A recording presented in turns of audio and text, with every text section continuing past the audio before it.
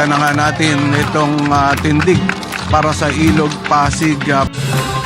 Pagandahin pa yung mga green spaces, open spaces natin sa lungsod ng Pasig.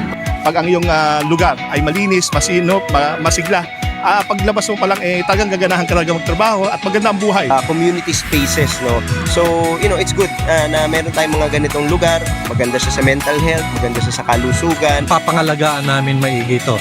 Hindi lang kami na nasa barangay na nanunungkulan sa barangay, o hindi para pati lahat ng mga residente. Kami po ay nakikipagtulungan hindi lamang sa ating Pasig LGU, ganun din naman po sa ating mga private organization at sa ating komunidad. Kami po mga arkitekto, hindi po natatapos lamang sa pagdidisenyo yung aming trabaho.